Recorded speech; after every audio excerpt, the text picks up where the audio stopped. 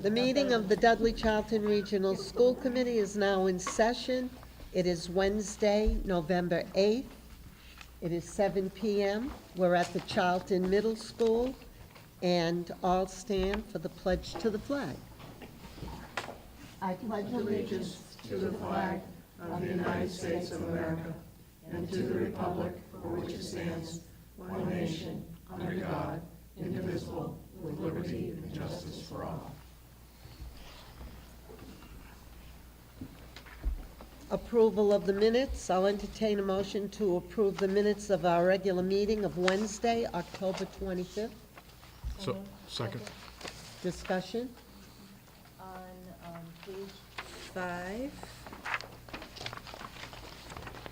item C, it should say that, the second sentence should say that Mary Antossi discussed challenging the 180 rule, and then further down, Mr. Desto supported that.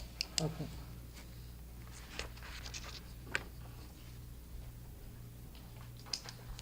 All right, Sandy, you have that. Anyone else? I had just a clarification. Just go to the page number.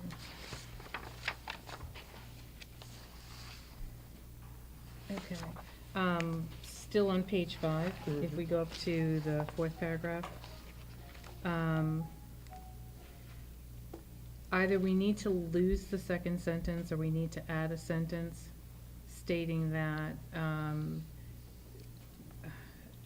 I think my point was that if we're not moving ahead with the 2.5 override for the next budget cycle, that the delay of being sidetracked with the deregionalization was going to put us a couple of years out from having to attach to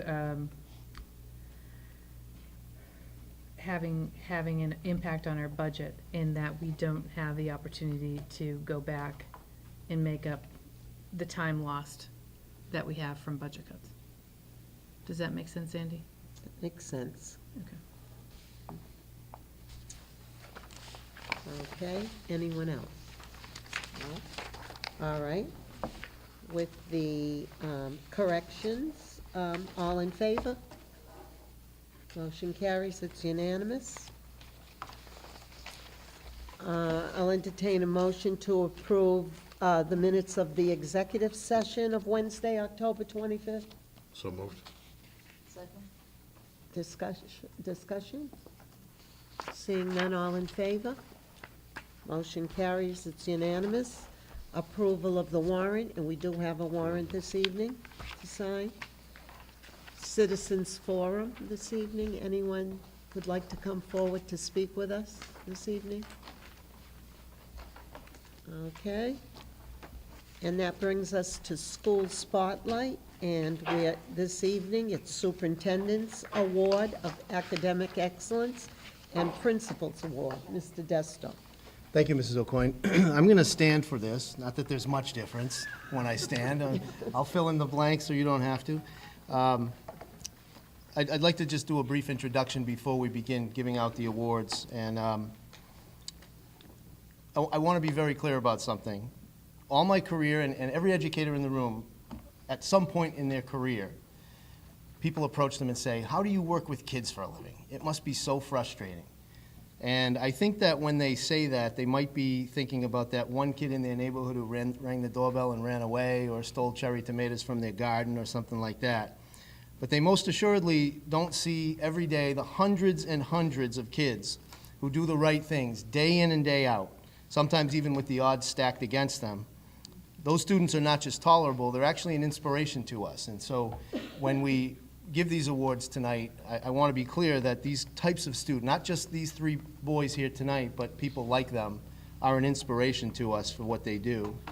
As I read their credentials to you, I want you to think about not just how intelligent they are, because yes, there is some of that, okay? You've got to be smart to have this kind of success, but there's so much more than that. I want you to think about the incredible amount of hard work that it takes and the discipline that's required to be here tonight. And think about, as teenagers, all the things that they had to miss out on or turn away from in order to be able to put together the types of credentials that they did that you'll be hearing about tonight.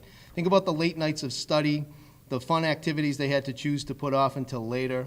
And then remember that they did all of this while they were between like 14 and 17 years old. And then think about how it was for you when you were 14 to 17 years old and how difficult those temptations are. For me, it's humbling to think about. And I commend not just our recipients tonight, but there are many peers at Shepherd Hill who, while falling just short of being here tonight maybe, are still exceptional and, for me anyway, inspirational. I'm going to begin with Zachary Blavelt. Zach is currently ranked number 1 in a senior class of 287 students. As of today, he has never earned a grade lower than A, and almost all of his transcript is littered with A+. And I have a feeling that's not going to change this year. I don't want to jinx you, though, Zach. Where are you? Along the way, he's earned awards for excellence in math, English, science, and history. He's been on the first honor roll every quarter and been a member of the National Honor Society for all 3 years for which he was eligible. Remember, Shepherd Hill doesn't do National Honor Society freshman year. I don't know if any high school can. So all 3 years eligible, Zach was there. He's also earned a prestigious, very prestigious, and very rare National Merit Scholarship Program letter of commendation. All the while, Zach has not taken the easy route. He's taken on all of the most challenging courses we offer, including an incredible 8 advanced placement courses.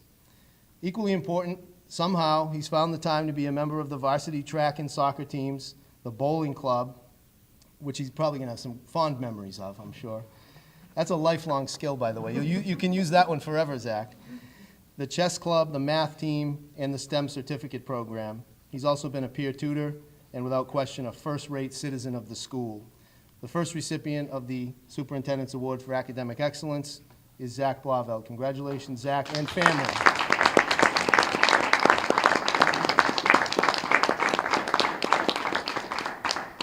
After we do all 3 awards, we'll pause and get some pictures. Congratulations. Really proud of you.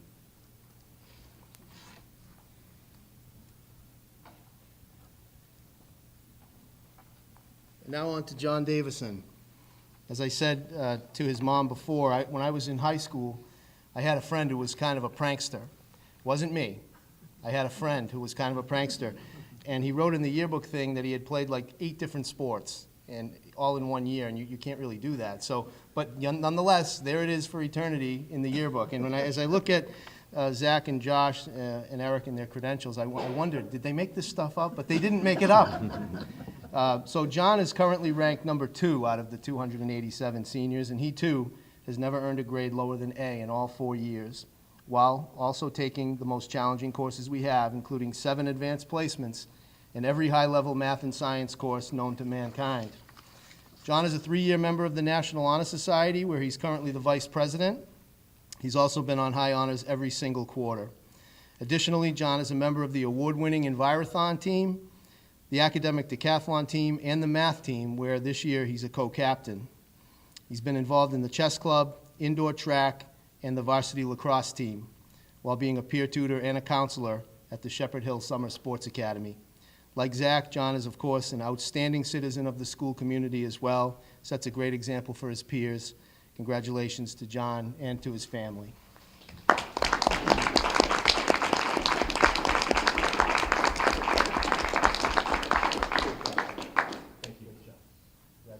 Very proud of him.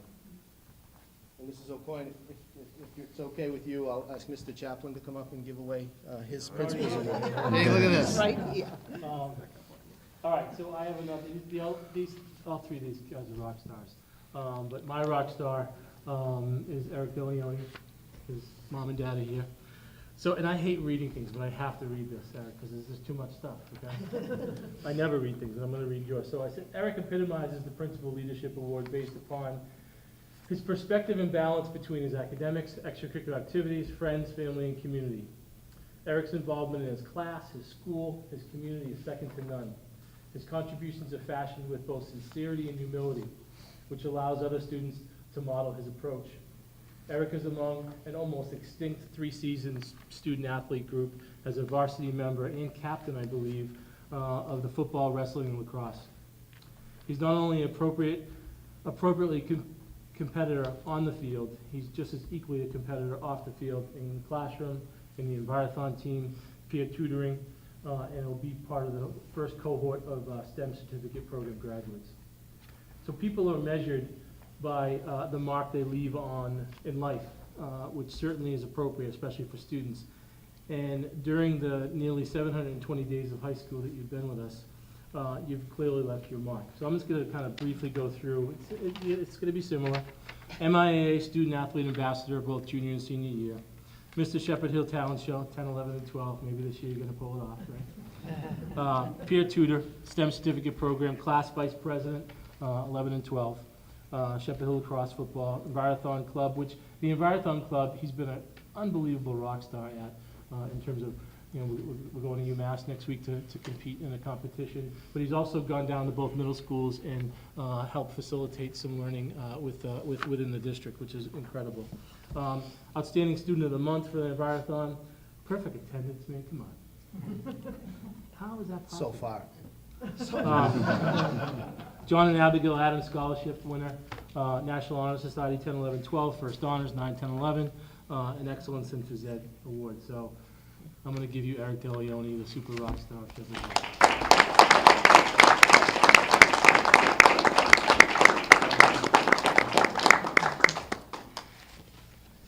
So if we want to take a quick recess for Yes, some pictures. yeah.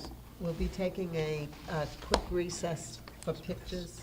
So we are going to resume our meeting. And next item on the agenda is student representative report. And we'll table that for the next meeting when Rebecca will be back. She couldn't make it this evening. That brings us up to communications. Mr. Desto, do you have any? None tonight, Mrs. O'Coin. And I don't have any. How about our members? Anybody? No? Okay. Superintendent's report, Mr. Desto.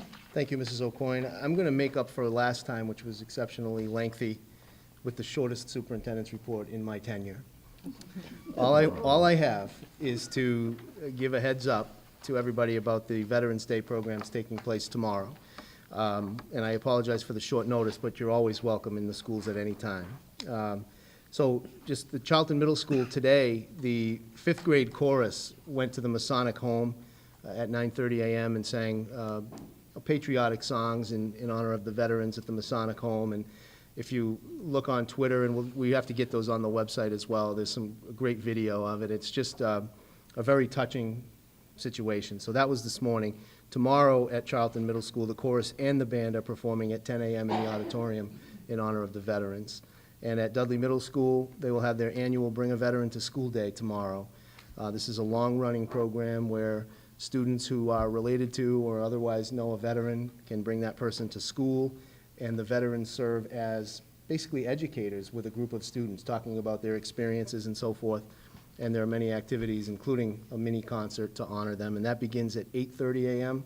and it should go until pretty close to noon. So if there's any way you could stop in and just say hello to the kids and the veterans, they'd appreciate it. And again, I apologize for the short notice, but that's pretty much it. And do you know what time the concert will be on? I don't know exactly. They generally do that early, so maybe like 9, but that's a guess. I guess in keeping with that theme, I should probably remind anybody, although they won't even hear this, will they, that there's no school Friday. Because when Veterans Day falls on a Saturday, you generally honor it on a Friday, so. Is it possible that those videos uploaded onto the website or the YouTube channel, because not everyone tweets? Yep, we're gonna hope to do both. Okay. Yep, and Thank we're you. gonna try to make that the routine from this point on, and every so often a video comes along that really gets you, and that was one of them. Okay. Very nice. And that That's all. concludes superintendent's report. Brings us up to new business, MCAS 2.0 presentation. It is Mrs. Allen and Mr. Desto. Thank you, Mrs. O'Coin. I guess we'll stand, it's a little bit of an awkward setup, but I guess we'll stand over here. You have to use this? Yes. Okay. So as everybody knows, we've talked about this at this point more than enough. our grade 3 through 8 students took the MCAS, what they call 2.0 or next generation MCAS. It's not enough to just say the new MCAS, last spring. And we recently got the results for this, what is a baseline, considered a baseline year. We'll talk more about that in a minute. What Brenda and I wanted to do tonight is give a basic overview of how our district did. We're going to provide information relative to all students, so all students in a grade level versus the state average. And then, because I need this myself, and I don't know if you're the kind of person who thinks that way as well, some comparisons to how our students did versus some of the local districts, okay? Lorinda will talk a little bit more specific to what the test was all about here in the beginning, and then we'll get into the performance of our students, which really was a bit promising and encouraging. So accountability this year was a little bit different. Accountability, as you may remember, is the levels they put each school district into. And so what they came out with this year is that grades 3 through 8 with participation less than 90% were automatically placed into level 3. That was not us. Our participation rate in every school was up around 98, 99%.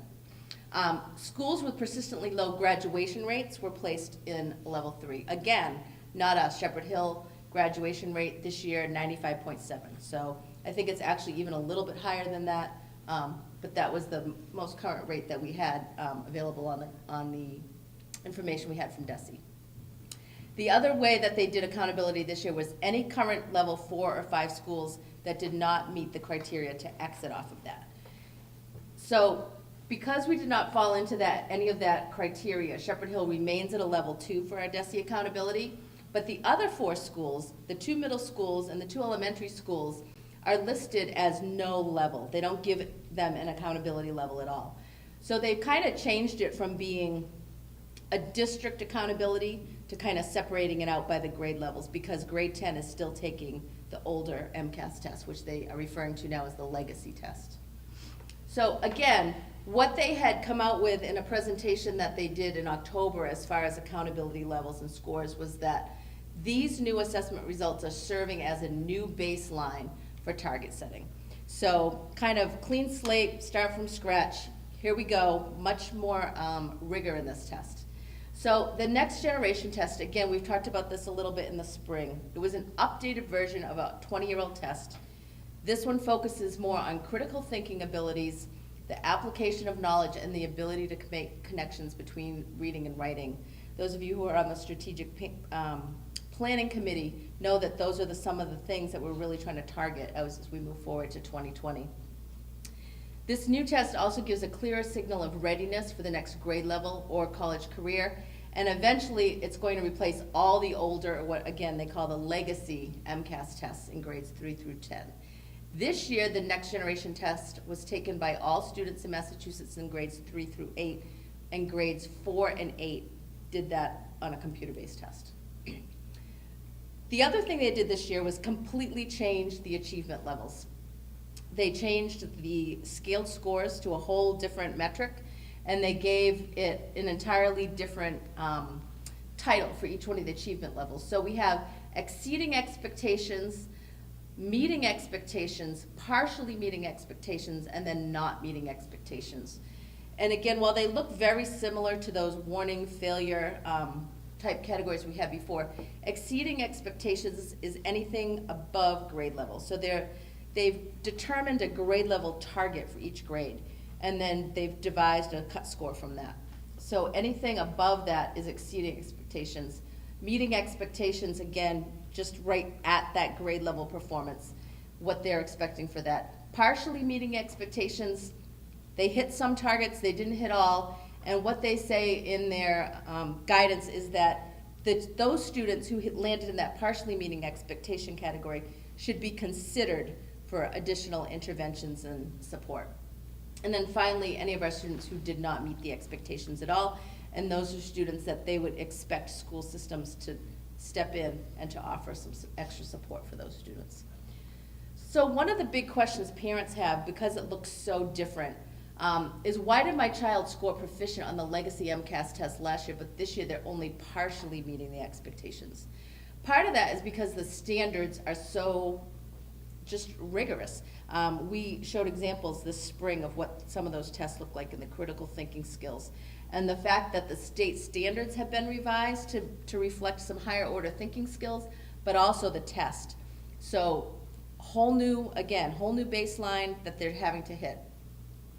Massachusetts educators were the ones who actually met in a panel. They set the standards, and again, they based it off of what they felt was a high level of achievement to be able to get to the next grade level. And then again, spring 2017 is a baseline year, and they said in multiple documents that they released that it should not be compared to previous scores. So again, clean slate, start from beginning. We can't really compare apples and oranges because the test, the whole content is different, the scoring's different, everything's different. So then we move into how did we do? So these black lines that you see are the state average. And again, I'm not going to go through it in detail because we'd be here all evening, but basically you have your exceeding expectations, your meeting expectations, you're partially meeting, and you're not meeting. So anything in these two categories we want to be at or above the state average. Anything in these two categories we want to be less than the state average, okay? So just a quick glimpse at that. So grade 3 ELA, you can see we did, again, pretty well, exceeded the state average. Same in grade 4, grade 5, grade 6, grade 7, grade 8, we started to get a little bit shaky with the partially meeting expectations. We had more kids falling in the middle categories than on the higher end. But again, ELA overall, we did really well at or exceeding the state average on this brand new baseline. Then we look at math, same thing with math. Again, we start off really well with grade 3 with the aggregate, again, all students. Grade 4, grade 5, still doing well. Grade 6, grade 7, and grade 8. Again, grade 8, we started to tip that scale a little bit the other way. But overall, for both ELA and math, our grades 3 through 8 students did exceptionally well. And again, I just want to remind us that grades 4 and 8, this was the very first time they took it on the computer as well. The state did try to do an algorithm to really kind of get the metrics to be the same for kids in the state who took the paper test and the computer-based test. But again, you can see that overall we did really well. So then we look at the legacy test. So the legacy test was our 10th grade students for all subjects, and then our 5th and 8th graders for the science test. So here's how our grade 10 students did. And again, you see the yearly comparisons. Because it's the old test, we can still compare how they did year to year. And again, ELA, we did better than the state average. Same for grade 10 math. The proficient category, almost meeting that state average. There was a difference of 2%, but again, we were 3% higher on the advanced category. Science and technology, again, looking really good in grade 5, exceeding the state average. Can I say something before you go on Sure. with the science? Mm-hmm. The years that we've been working together, we've kind of made a strong emphasis toward our STEM initiative, and a lot of that stuff is science-based. And I want you to notice when we talk about the science that they are, in my observation, our science scores last year were our strongest. And I think that there's clear evidence that we're making a lot of progress in science, and I hope you'll agree with me as Lorinda goes through that. So our grade 10 biology, oh, did I go too fast? I apologize, I'm trying to get to the back screen. So you go to the next one and you're right where you left off.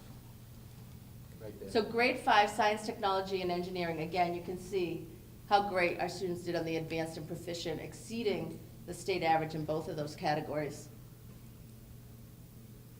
Grade 10 biology, again, far exceeding state average. And then we go into some district comparisons, and where do we fall within our neighbors in southern Worcester County. So not too shabby. We're fourth from the top when you do a comparison. Auburn, Sutton, Sturbridge, 61, 58, 57%, and then Dudley-Charlton came right in at 55%. for our ELA aggregate for all students. Can I make a comment about this, please, Lorraine? Absolutely. So this is a comparison that gives you something, because I'm the kind of person who, when my son first brought home a standards-based report card, I said, okay, so what does that end? Is that an A or a B, or what is that? And so how does he do compared to like other kids in the class? Is it, because you need to have some kind of a basis for comparison sometimes. This is not a perfect measure. I mean, look, we all know that there are different circumstances in every district, and from year to year, things can change. But I think that, we're proud of where we stand in the region.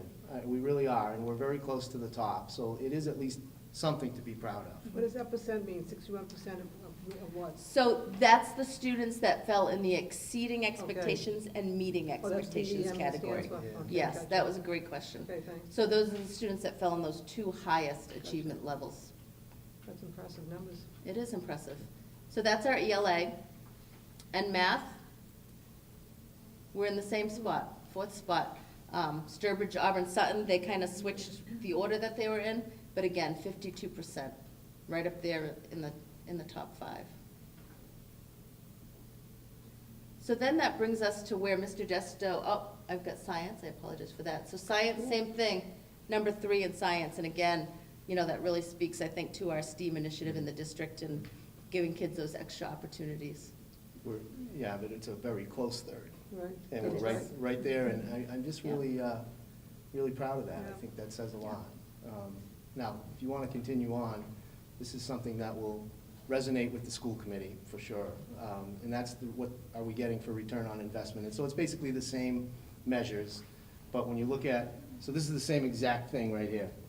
And the only difference is, what's the enrollment and what's the per pupil spending? This is not anything we didn't know before, but when you look at how we are clearly the lowest here and the 4th highest here, it's something to, I guess, in a weird way to be proud of. It's not what we want to continue to try to do, but I think that people are getting a very good return on investment. But as we know, how much longer that will occur as things in education change, that we don't know. But look at Webster now, how much they spend, and they're not getting a good return on 13,000. No, At least not with that measure. Right. That's one measure, but. But we do, I mean- I've been noticing Webster on every time they're on the bottom. Well, that's why I said there are different situations in every district, and so these are not perfect comparisons. There are districts in here Well, we should who be we proud. line up almost perfectly with as far as Right. as How demographics many and more so kids forth. we have now, too? Right, we do. Well, these are the students in, again, that made the those thing. categories. We got a lot of 1,000 kids. Yeah. Yeah. But we should be proud of that. And if what you we are think of the doing. difference between, say you took the difference between the 10,879 and the 11,392 that Sturbridge is getting, and you considered our, full enrollment, so the difference in that between each kid, that's over $1 million. It's like $2 million. Just in difference of what we're investing. So that's our return on investment for ELA, and then our return on investment for math. And science even better.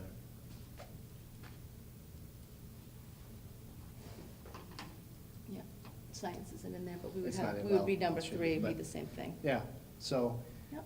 basically, it's a real basic analysis at this point. Again, we're in a baseline year. The data is still in flux. We decided not to make this a real lengthy and involved presentation tonight that includes, we do have, at your request, the Celebrate, Concentrate, Innovate, what we think we are proud of, what we know we're proud of, what we are celebrating, what we believe we need to really focus on, and then what new initiatives we're going to use to try to do even better. That information is available to you if you want it, but we chose to keep it more brief tonight. So we'll try to answer any questions that you have. We don't know it all. This is a process that we're still learning as well, but we'll do the best that we can. Did you get a lot of comments from parents about different scores, like with the concerns? Parents, did you get any I haven't concerns? gotten any. I would Not that we've defer. heard. Principals, have you heard any Any concerns, feedback? because it's different kind of There's rating? a couple who didn't want to partake in the testing process last year. The commissioner actually issued a letter, a quite Right, lengthy yeah. letter, that went out with the Yeah. parent scores, Yeah. that kind of explained the rationale behind it and the changes. Right, and I sent that out, it went out with Yeah, I the know. scores and a little bit ahead of it as well. So. I have two questions. The first one is easy. Could we get copies of this PowerPoint presentation? Absolutely. And the other one is, I noticed that when you were going through your explanation that for both the math and the ELA, the grade 8 scores were dipping down. What do you attribute that to? We haven't analyzed it completely in-depth with the 8th grade team yet. Some of it, I think, again, you wonder if it's that computer-based test. That could be one thing. The other thing, I think, is just the content is so much more rigorous. You know, every grade just gets a little bit harder, a little bit harder. But we haven't drilled it down to individual questions to really tease that out yet. I have a question, go ahead. I just had a statement because I wasn't going to say this until Mary just stated that question. When I noticed the 8th grade, I thought the first thing that came to my mind was they did it on the computer, which they have no, Right. but also, and it's the whole MCAS, everybody knows where I stand. You're teaching these kids from 3rd grade the same test and how to change it each year, and that's what we're teaching. So in 8th grade, we had a brand new test that these kids, so really, that doesn't even represent 8th grade overall. You know, like that, if we had given them the same test, I bet you we'd be up there, you know, with everything. But it kind of disgruntles me, not for anything, it's the Department of Education that does, but that's. That they've changed the playing Yes, field. and all of a they sudden. have, and it's not For these fair kids. to the kids, so. That grade probably got hit the hardest. Exactly. Number one, the curriculum is pretty tight, pretty dense at that level. But you're right, they've become the most accustomed to the legacy MCAS. Right. Uh-huh. I'm gonna use that from now on, I'll be like, oh, that's so legacy.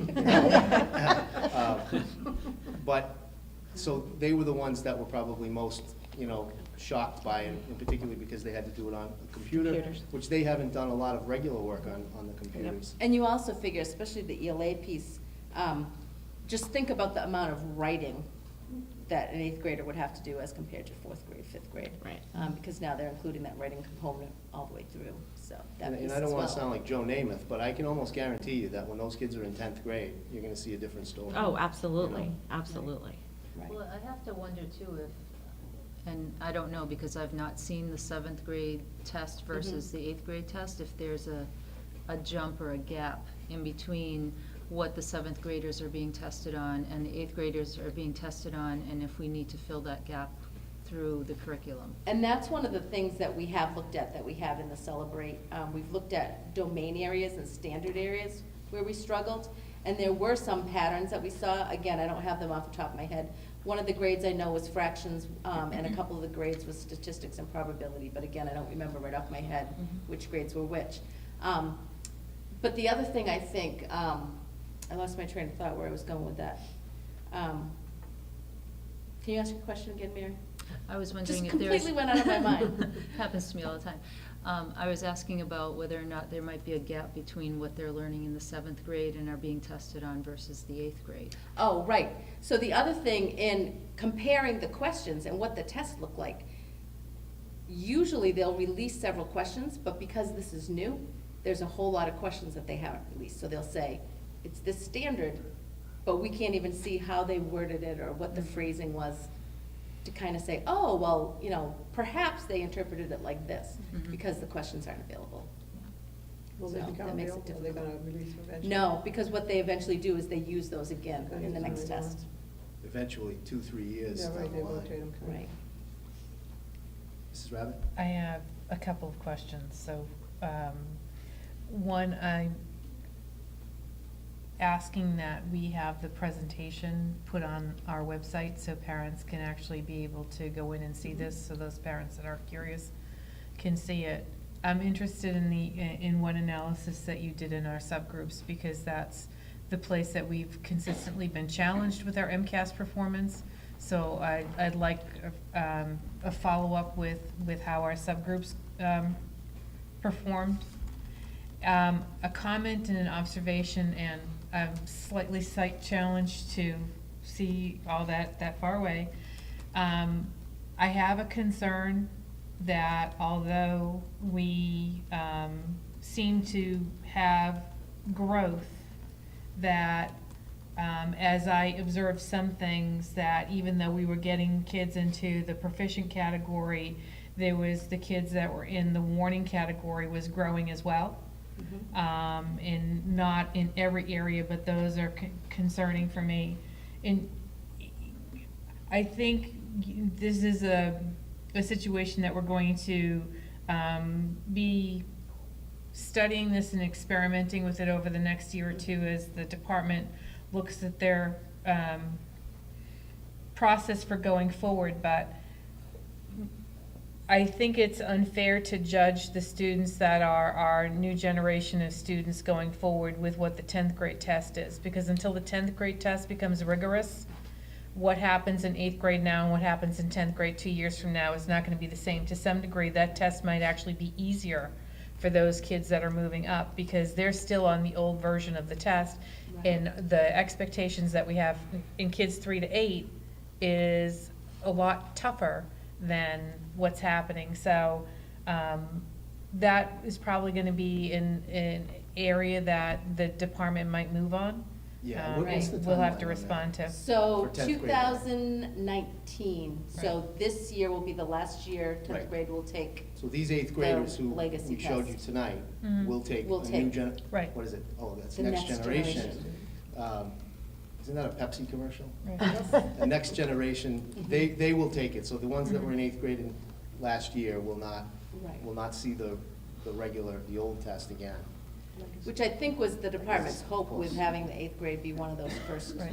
groups that kind of was forced to take it on the computer and did the rollout of this. Then again, things could change again, and who knows? So where are we going forward with this information? Because this, I think the school committee as a whole should be kept in the loop as you're doing further analysis and deeper analysis on this, because to Mrs. Antosi's point, if we have gaps between 7th and 8th grade and we need to look at those things and their budgetary impact items, I'd like to, personally be aware of how you're doing the analysis and what you're uncovering so that we're including that in the budget And process. some of that we can send you right away in the Celebrate and the Innovate pieces that we've already started to pull out. We've started to look at subgroups, and I know principals have been doing some in-depth day-to-days just on the data for their school, because again, this is district-wide, and they've been looking at just their schools as well. Thank you. Okay. Okay, Thank you very much. Thank you. Thank you, Lauren.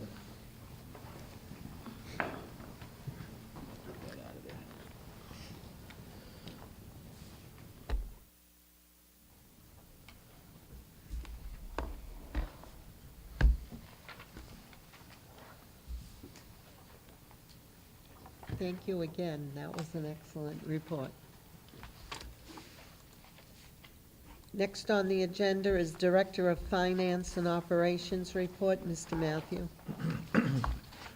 Thank you very much. This evening, I do have some donations for the committee. The John Pear Memorial Fund has received an additional $982.30, bringing the total to a whopping $19,089.87. Make a motion to accept the donation to the John P.M. Fund. Do I have a second?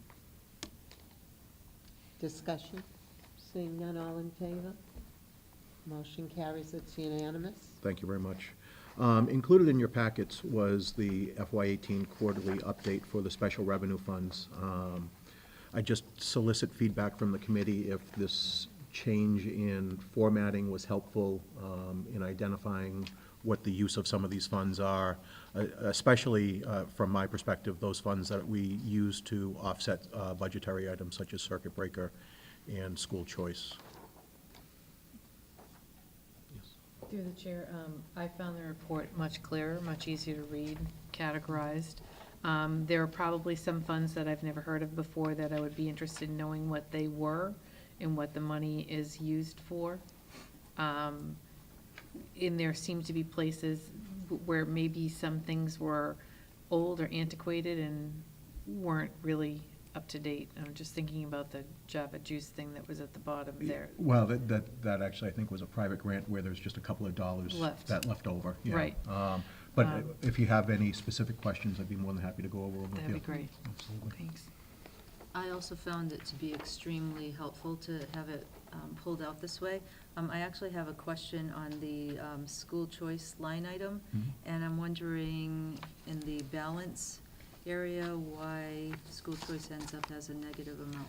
Because our program, our software program, luckily encumbers salaries right away. So all of the salaries that we're planning to put to school choice are encumbered there. Our school choice balance isn't sufficient to cover that as of July 1, but we receive money in each month from the state for school choice. So revenue is going to continue to come in. Those are all of the known expenditures from that fund, Okay. both year-to-date as well as encumbered. Thank you, that's helpful. So you don't get that all at once? No, no. The state changed that when they went to doing monthly Chapter 70 payments, I think, 3 or 4 years ago. Yeah, no, please, the committee, if school choice were looking to go in the hole, you guys would know about it well in advance of a quarterly report. Oops. Okay. Any other questions? That's it for the quarterly report. The next items I'd like to talk about together, and I'm going to need a little time, and some of the committee's wisdom, and certainly a path forward that is acceptable. As the committee's aware, our high school generator finally bit the dust after 45 years of solid use. When we received just an initial quote to give us a ballpark of what a replacement might be, the equipment itself was pretty straightforward in the $50,000 range. And it was, mentioned at that time that, you can expect to double that with installation and all of the services required. We secured an architect who did the designs, worked with electrical engineers. We made some modifications to include like the IT department that had not been included in the original 45 years ago. 45 years ago, I don't think the IT department would have been able to fit into the school itself, never mind the one room that it's in right now. As a result, when we opened the bids today, the bids came back significantly higher than anticipated. Our low bid was $160,000. The high bid was $196,000. The architect that we worked with did reach out to 13 different companies to let them know about this bidding opportunity. There were 4 companies present at our walkthrough.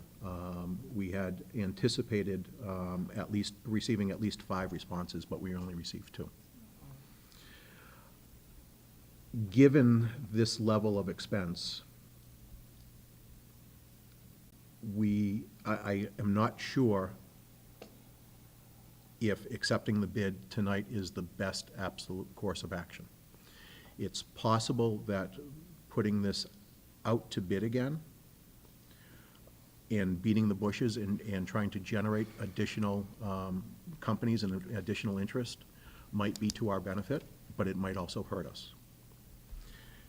Given this level of anticipated expense, I've asked the Shepherd Hill facilities to go back and look at the old generator and see if it's at all possible that we can get that up and running again by replacing the motor. When looking at say, a $20,000 expenditure versus a $50,000 expenditure, it makes no sense to invest $20,000 in a 45-year-old piece of equipment if you can replace it for $50,000. However, at 3 times $50,000, maybe it does make sense, and maybe that buys us time to be able to include this money into our FY19 budgeting process. An additional curveball is when you're looking at building procurement such as this, the one column with the steps to follow is based on a 50 to 150 expense range. And obviously that's the column that we followed. This bid came in the low bid came in at 160, so that would be the other column. And while they're generally the same, there are some different requirements. So I do have an inquiry into the state attorneys general as to whether or not we're actually required to put this back out to bid. as this relates to the fire alarm panels that I had mentioned in my memo, again, with the expectation that, you know, the expense may come in around the $100,000 range, I thought it made sense to consider doing the fire panels now, given the potential of, you know, one of them breaking and then having to do a fire watch, and the limited availability of parts that Siemens has notified us of. However, with this level of expense for the generator, I'm not sure that my recommendation of last week still stands. I would actually probably withdraw it and say, I think we're better to go with the fire panels.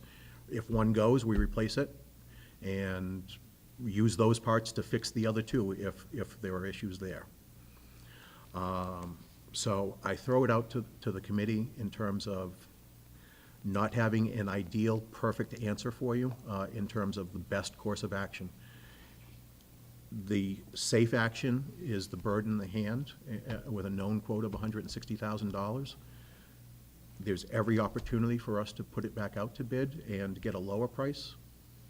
It's just as likely that we put it back out to bid and we get a higher price. Through the chair, just a quick question. Is the lack of companies bidding on this impacted by all of the storm damage and hurricane damage and a lot of those resources being redirected to other places? It's certainly possible. Okay. If that is a huge impact on what we're going through, it would seem to make sense that if we waited a little bit longer, then maybe resources would be better available. But do you have an impression of how far, with the architect, how far off base these bids were from what we originally anticipated? Again, the expectation was, you know, $50,000 for the equipment, $50,000 for removal. I'd even say, you know, $20,000 for the miscellaneous and the, you know, moving it outside and meeting code, you know. So if the expectation was $120,000 and it came in at $160,000, that's 33% off. What's your feeling about repealing the one? Again. Is that throwing money away? If it, What'd you say? I don't think it's, I mean, in my opinion, it's a long shot anyway, and it might not even be a possibility. Okay. yeah, it's just, again, given, after I recovered from the shock Yeah. of opening the bids and stopped the drooling, we had to just revisit the entire issue from step one and go back over every step. And that was one thing where we're 99% sure that it's not repairable, but at this expense level, I want to be 100% sure. There isn't like a junkyard for cars that you can go in and get a part. Lindy's. Well, I'm not sure that it's just a part that the generator needs, but it's my understanding that it was not the actual generator, the magnet, the thing that creates the electricity. It was the motor that drives all of that. Okay. But when that had its issue, we don't know if it impacted the other piece or not. And that's why I say, I think, regardless of what the committee votes to do this evening, I think it's something that we'll spend the day or two necessary to just make sure it went 100%. Now, again, how much are we paying for the rental per month? About $5,500. The $7,000 was for the first month, and it's about $5,500 a month after that. Question, what about that subcommittee? Yes, so the Worcester Regional Airport had reached out to us with the offer of a 20-year-old generator with 420 hours on it that they may possibly be freeing up from their facility, and they've done this sort of thing in terms of donating that equipment to municipalities in the past. And the person I spoke with had seen the newspaper article and so had reached out to us. I reached back out to them. Other people in the facility department were not aware of it, but they're going to reach out and try to get a definitive answer for me as to whether it actually is available, what the definitive timeline may be, and we would need to still work with our electrical engineers to make sure that it was a suitable fit. Eventually, we'll have to bite the bullet and pay for a generator, buy a generator. Eventually. We absolutely will need to do that at some point in time. If you put it back out to bid and the bids come back higher, are we stuck with the higher bid? You that don't how that works? you don't have to accept it, but you also don't get the generator. If we pass on this bid, Right. we can't come back to You it. can't come back to that. No, because they can put in a different bid. That's correct. Through the chair, if the rental generator costs us $5,500 a month, and we need to extend this into the FY19 budget, and we're putting out $30,000 to put it in a budget where we could actually prepare for it and add it to the budget, regardless of what you do, I would consider putting it out for bid, but I'm not opposed to keeping a rental on place and putting this expense off to the FY19 budget. It's something to consider. If there were a dramatic change in being able to change what the dollar value is, because there's less competition for generators 7 months from now, It might seems, not be something to consider. it seems like, you know, this is obviously not a simple issue, but sometimes when things are difficult, the more you can simplify it, the better. It seems like the committee has two choices. One would be, for tonight anyway, one would be to authorize us to accept the low bid of $160,000 contingent upon the Attorney General's answer to Rich's question today. Or the other choice is that we would just simply, basically wait another month and come back in December with more information relative to the long shot of the possibility of repairing the motor or replacing the motor, the long shot of the one from the airport working out, and again, those are long shots. And we could certainly repost the bid. I hadn't thought about Mrs. Rabbit's point about there being a lot of business elsewhere right now because of all the storms. That's a possibility. I don't know if that's the issue with why we didn't get enough bids, or if it's more related to the fact that that this is kind of small potatoes for these companies, and we've got a 44-year-old facility that needs a modern generator upgrade, and that's a difficult connection to make, no pun intended. But the second choice being just to simply buy a little bit more time. $5,500 gets us another month of looking at it again and reposting, hoping for the best. The architect we were working with, who is a very experienced person, thought that it was going to come back so much lower. I don't know why the huge discrepancy, but I have to believe it's related to supply and demand. It's, you know, if there's only two companies and there's just not a lot of them out there that are interested, they can jack up the price. So maybe we generate more interest next time. Maybe there's a way of writing the bid in colored ink or something so that it's more attractive. If we are going to wait, though, I don't know that putting the bid back out immediately and trying to bring it to the December meeting is going to work out, if indeed there's the supply and demand issue. So I think we'd be looking at a minimum of at least 2 months. So you think January? And again, that's another $5,500. You know, Right. so that's a total of $10,000. 11. Yes. And if we were able to save, knock 10% off the bid price, well, that's $16,000. We're ahead of the game, but not by a dramatic amount. We take it out a whole year, you're at 66,000. Exactly. Right. So you're Exactly. a third of the way of that charge. So I guess my question would be, Rich, is to possibly look to see if there's a market for these used generators? And that's something that we have not explored yet. And if so, take a look at that. Other than that, I'm okay with going out another month to do some homework. Would it be possible to reach out to the two companies that did bid and find out from them a little bit more as to why the bids are so high? Absolutely, but I was also going to reach out to those companies that did not bid and find out a specific reason as to why. Does the 160 include everything, like installed and everything? So that's Yes. the whole thing. Yeah. Before you get to the errors, omissions, and add-ons that were unexpected, of course. Well, they're not. I make a motion that we authorize Mr. Matthew to extend the rental for another month to allow more research, to give us a better sense of what our options are by giving you more time. Second. Just one question. if you, let's say we accepted the bid tonight, what's the time, turnaround before they bring it? How many months? I mean, could they install it like in 2 weeks, or how do we? No, it wouldn't be 2 weeks.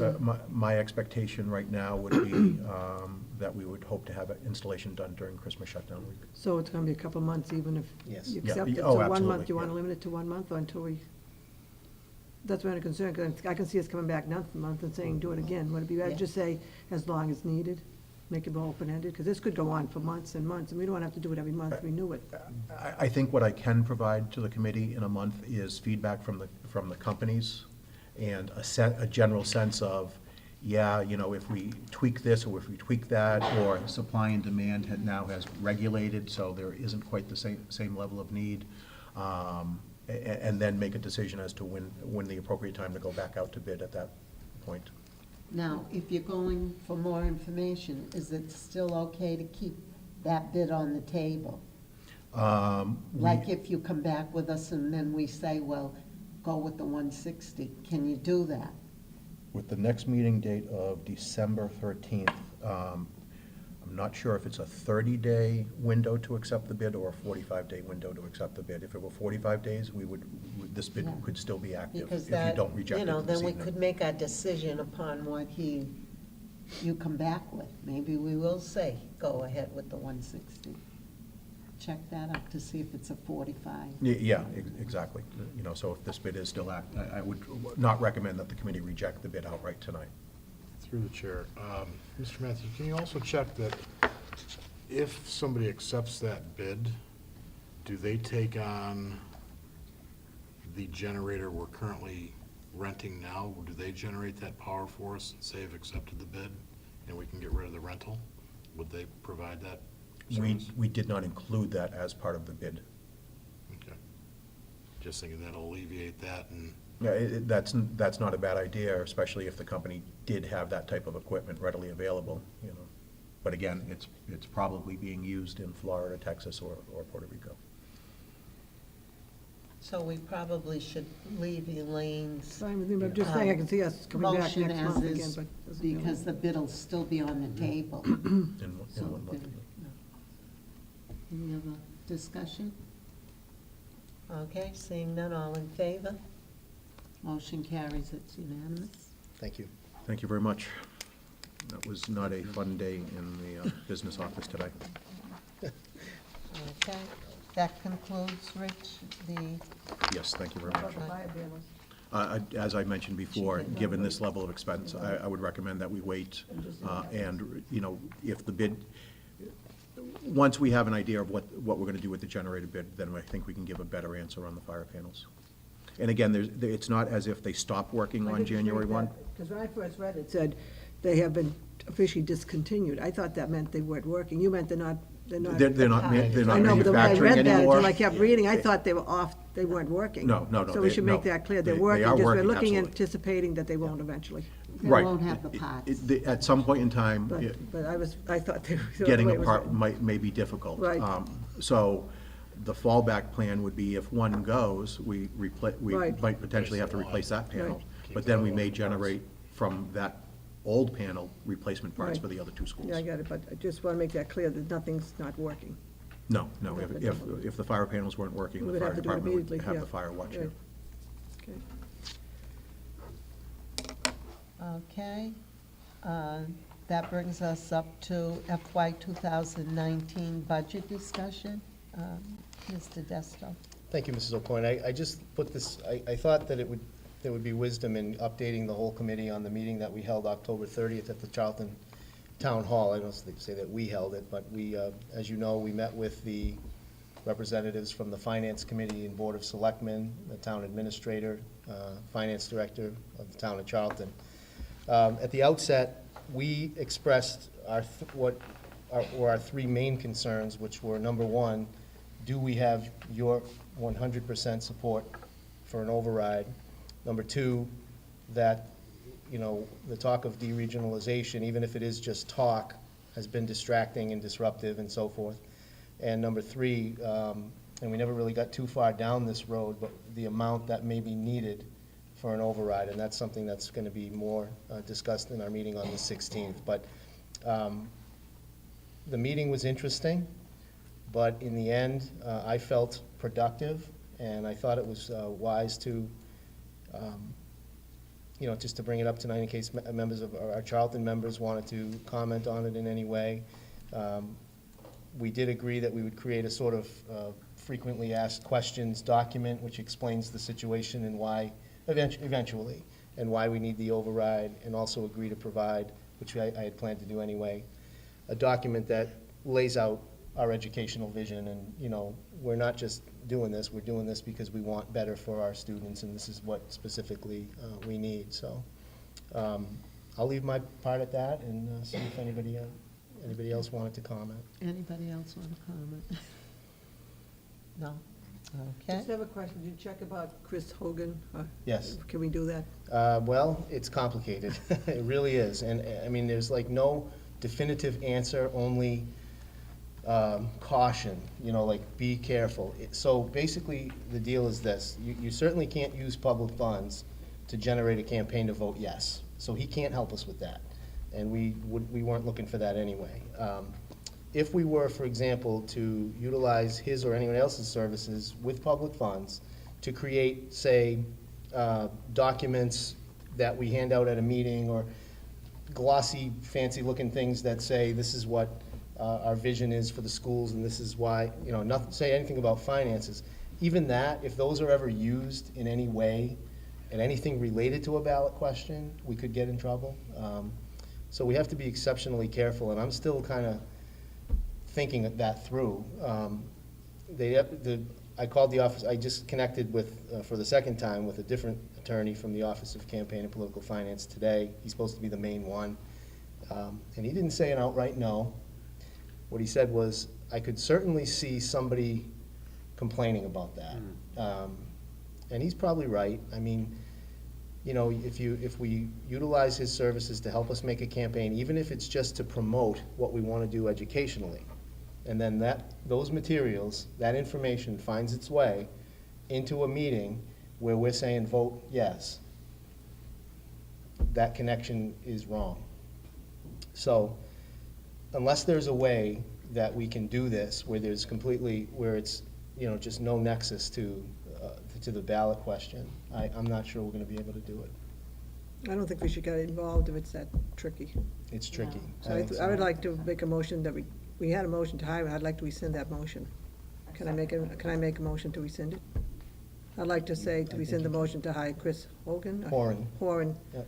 because of complications. Do I have a second? Second. Discussion?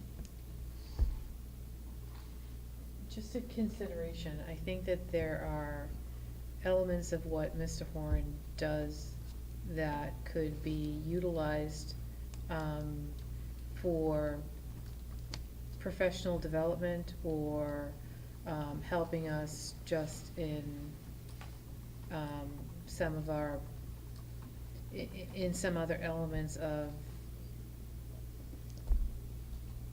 I don't know, it's, the best I'm coming up with is etiquette school. And just really in anything related to what we're doing. And I don't know whether or not that's a consideration that we want to, maybe look at what other range of services that he has, maybe consider it as a professional development piece for the administrative team. I still think the perception is that he's being used to help us on an agenda. I don't like the perception out there that we're using him, even if it got kind of right. I think the perception is important to make sure that we're all above board, so I don't think we should even attempt that. We should get someone else who's not specialty, is maybe not, maybe there's someone else out there that has a different specialty that. It would be tough. I think the key is the use of public funds. Well, that's the whole point. With any even indirect nexus to a Right. ballot question. I happen to think that if we were to say he's helping us create our strategic plan and message that, or he's giving professional development to the administrative team in how to promote our strategic plan, I don't think that's a violation. But if in the same year that you're doing the strategic plan, you're also going for, you have a ballot question, I could see where somebody would put those two things together. I hate to say. Our intentions are really good and really above board here, but it's tricky, as you say. Yeah, I'd like to stay away from it. Just as a follow-up, I think I was misunderstood with what I was just presenting, because I wasn't presenting it in relation to either the strategic plan or the 2.5 override. But more or less, we have had a lot of situations over the last year that have been, that we've had a lot of media input, we've had a lot of things that we've had to respond to, and I don't think it's unrealistic to think that we couldn't become better at how we do those types of things, and just maybe some exposure with that included in a professional development element of your retreat, your administrative team.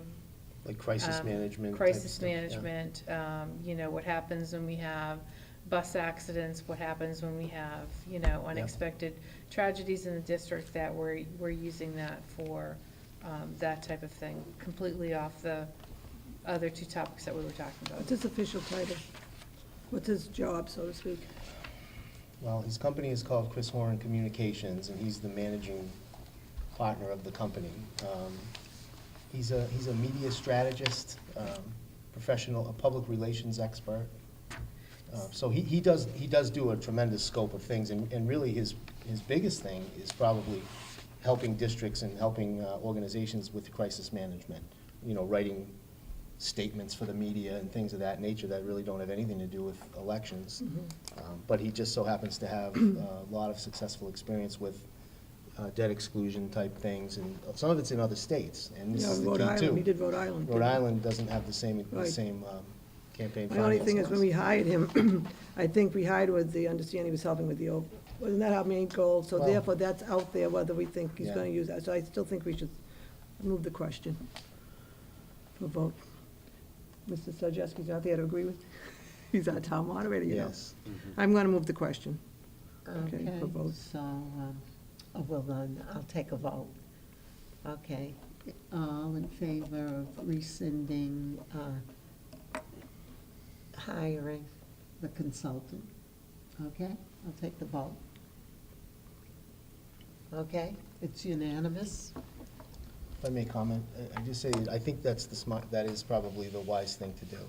But I would like to somehow continue to keep the relationship established, because I think down the line, we're gonna need Well, I think his you help should with other explain to things. him why Well, we did it. I've already been speaking So to him. he knows. He knows where we're at in the process, and knows that this is a possibility, and our agreement was structured as an hourly thing, so, Right. 0 hours. right. Okay, thanks. Can I just make a comment through the chair?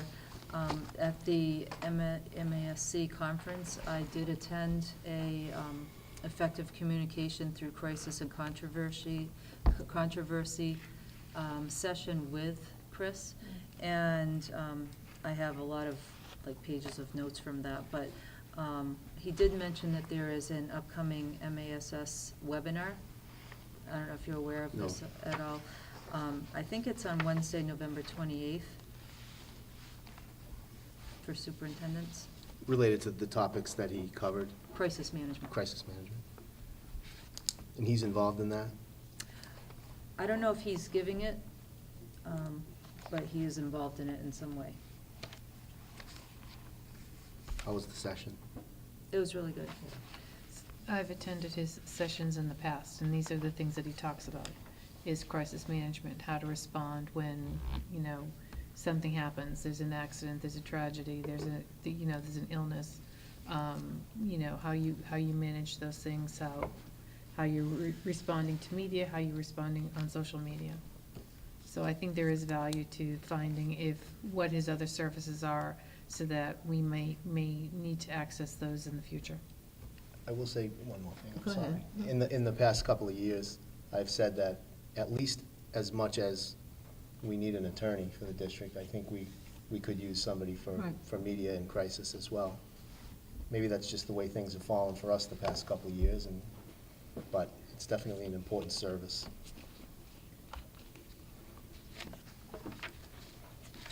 Okay, anyone else before we move on? All right. Next agenda item, consideration of health insurance benefits policy, GDBD, and this will be our first reading. We have it in our packet this evening, and everybody has read it over. So before we waive the reading, any questions on it? Was everyone satisfied the way it was written? Actually, about midway down, it says, in the event of the survival of a single dependent, an individual plan will be substituted for a family plan. I had asked if we could add that it would follow the same breakdown as above, You did ask that. just for clarity.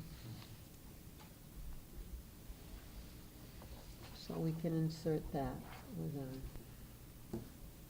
How shall we exactly word that? The plan will be subject to the same, Following the same schedule listed above. follow the same, Schedule. okay.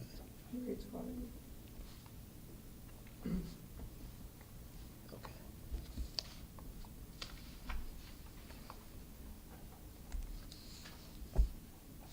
Just one thing we didn't cover at the last meeting, Mr. Matthews mentioned about if they don't pay and there are claims outstanding, would you say how that's handled? Yeah. We didn't cover that last time. At the last meeting, the committee was talking about that, and I tried to get in. If somebody were to default on the payment and not pay us, we're not chasing them for the medical claims. Blue Cross Blue Shield would give us a credit on our bill, and their lawyers would then go after the family. So we're not going to court, and we're not trying to recover all of those monies. That's Blue Cross's job. That's good. because they're the administrator. of the Exactly. plan. Okay?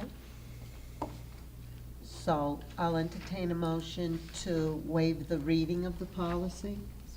Second. Okay, any discussion? Seeing none, all in favor? Okay, and this is our first reading, and I'll entertain a motion to approve the first reading of policy GDBD. I'll make that motion with that added phrase at the end of the sentence. I'll second. Any discussion? Seeing none, all in favor? Motion carries, it's unanimous. So we do have a policy. And we'll bring it back next time for the final reading.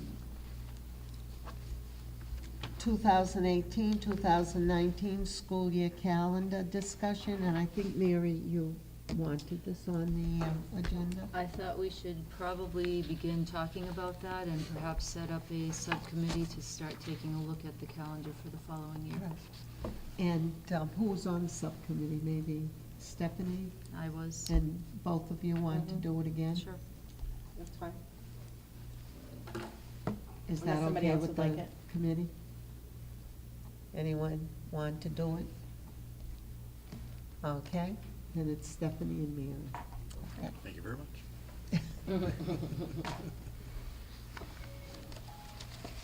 Mrs. Reed is leading the league in subcommittees. I think I she might be am. challenging I am you. pushing my way That's there. okay, that's okay.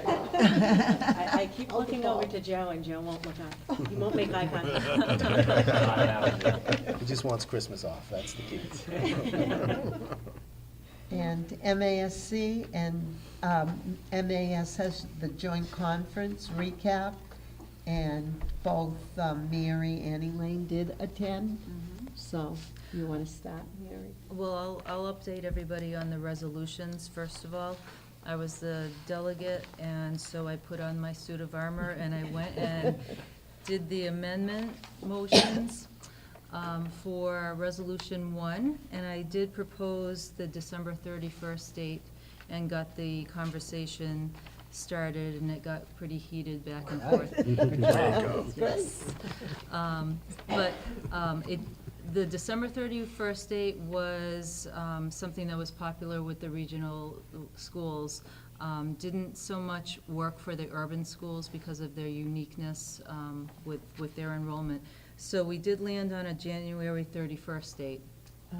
So, okay. All of the other resolutions passed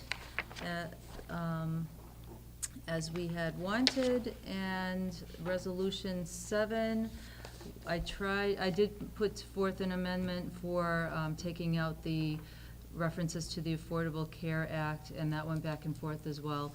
Also got pretty heated. And everybody decided just to leave it as is, because they felt more comfortable with that. Just something to note for anyone that is a delegate in the future, if you put an amendment forth, it has to be presented in writing, so thankfully I write really fast. And so I ran up with the amendment and it was proposed, so. Very good. Good job. Thank you. Good job, Mary. And Elaine, did you want to say anything this evening, or you're saving yours for next time? Well, it was, Mrs. Antossi and I were both there for the full conference. Mr. Desto was able to come for a good portion of the conference. And it's very rich in information. It's very rich in ideas and thoughts. Easy to recap my thoughts of true exhilaration and trepidation, all experienced at the same time. Some really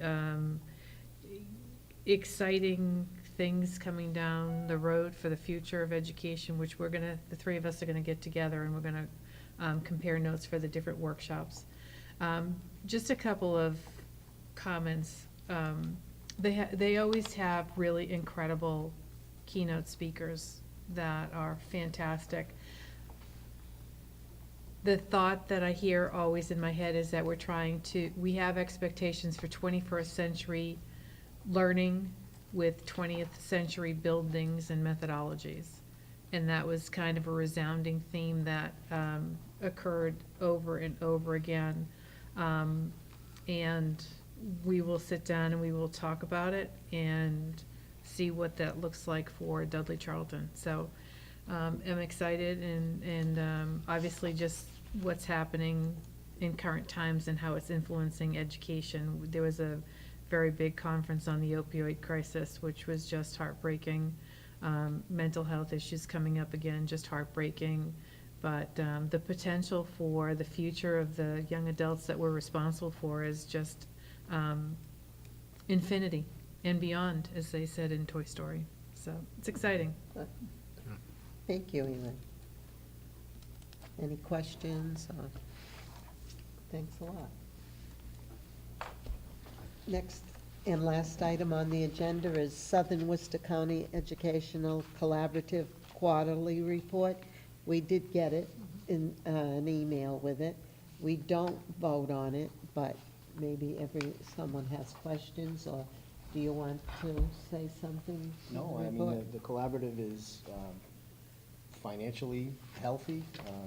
They're doing some very good things, student-centered. If anybody has questions, I will be very happy to take them back to the director. And as I've said before, and maybe I should actually do this year, maybe we should bring her to a meeting at least so you put a face with the name, and she can talk to you a little bit about her. We do have over 20 kids in the collaborative, and that's a great number of kids.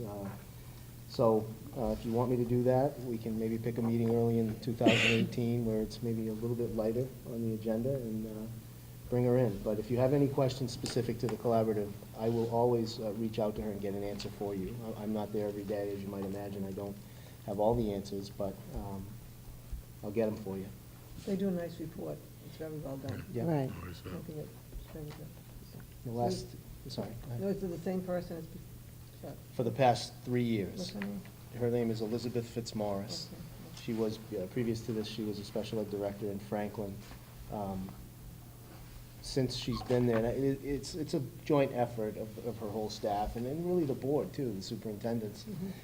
It's become a lot more student-centered, and just the emphasis on the kids has been really nice. They use Shepherd Hill for their dances, and it's been very nice. So, everything can improve, but they've certainly come a long way. Yes. Any questions? Okay. Next meeting dates, school committee, Wednesday, December 13th. It'll be at Shepherd Hill Regional High School at 7 p.m. Wednesday, January 10th, and that'll be 2018. Shepherd Hill Regional High School, 7 p.m. Budget and Finance Subcommittee, Thursday, November 16th, 9 a.m., and that's in the central office. Wage and Benefits Subcommittee, Nurses negotiations, and that will be announced, to be announced. Meeting with town officials Thursday, November 16th, and that will be at central office or library? That will be at Shepherd Hill in the library. In the library. It'll be at Shepherd Hill and Dudley in the library. Future agenda items, FY 2019 budget, district policy, GDBD. Anyone want to add anything? Just back to the calendar, did we not have a November 14th date for, No, we're not gonna do policies for a while. oh, we were gonna Right. calculate, we did put that off, I just wanna make sure. Remember that, Elaine, there's no policy No, meeting on the right. On the 14th, there's no policy meeting? Yeah. Okay, yeah, we deleted those. We'll have I'm an the update only on one the that forgot. strategic plan, I have it in my and calendar. maybe a quick update on Too where we efficient. stand with the calendar subcommittee. And the generator. Did we table the policy subcommittee indefinitely? Until like we get through all this with the town officials and the overriding thing. We felt there was nothing, unless it's a pressing policy we should look at. I think we kind of agreed to put it on hold till you get through these other meetings with the Charlton officials and Dudley officials. There's so much going on already. Is there a particular policy you'd want to look over? No, it's just that so many issues arose and were swimming around in my head after the conference that I'm wondering if we should not only review the policies that we have now, but also we might want to add some. So I don't think that we should put it off too long. Well, maybe the first of the year, till January, maybe after this Christmas. Sure. Anyone else for the agenda item? Okay, we'll think of some. Okay.